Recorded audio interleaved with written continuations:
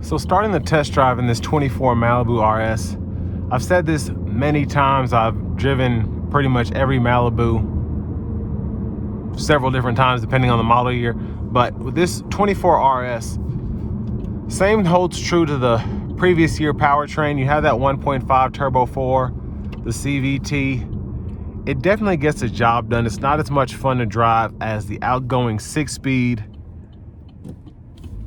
And then when you had the Premier, you had the option of the, I believe, the 8-speed automatic. And I think one year they might have had the 9-speed automatic, but this is much more efficient than those transmissions. And it also divvies out the power pretty well because you're not having to worry about those shift points.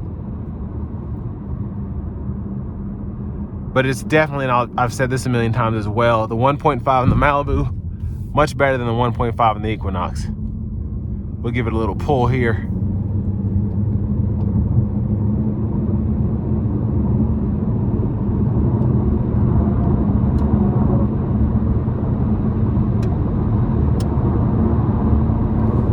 So a weird feeling, but gets up to speed with ease.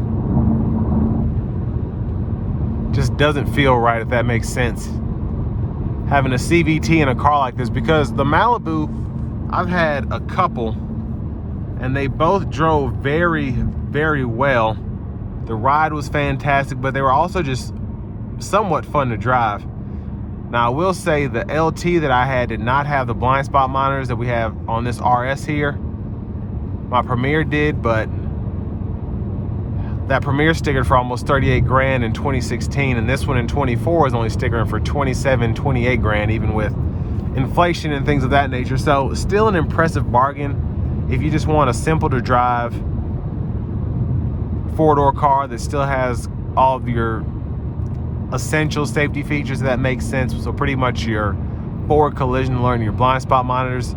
You don't have adaptive cruise or anything like that, but that's still kind of a commodity these days. Now in the next few years that might be standard on everything, but we'll just have to see. But the ride is still very good in these. It's a solid ride, not necessarily buttery smooth like a Cadillac, but it still feels very good, and you still feel like you have a car that's fun to drive. You can feel the steering and things of that nature. Now with these Malibus, I tend to compare them to the Camrys, the Accords, even the K5s, but they're really in a class of their own because they don't try and be something that they're not. These are more of an eco-friendly fleet car, if you will, something that you use for commutes and things of that nature, not necessarily an all-around driver's car, if that makes sense. So I would compare this to maybe a basic Camry, an LX Accord.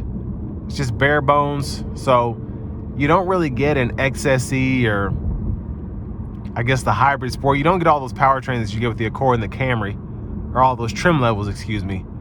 You just have this 1.5 turbo 4, and you can get leather if you want. You can get heated seats if you want, but most of the ones that sell that I've seen have cloth, no heated seats, no adaptive cruise, none of the fancy stuff, no sunroof, because people in this market, they want something economically friendly. More so something that's as economical as possible. And that's what you get here with this Malibu. You get a powertrain that's very efficient on fuel. You have everything that you want in terms of your Bluetooth, wireless CarPlay, wireless Android Auto, but that's it.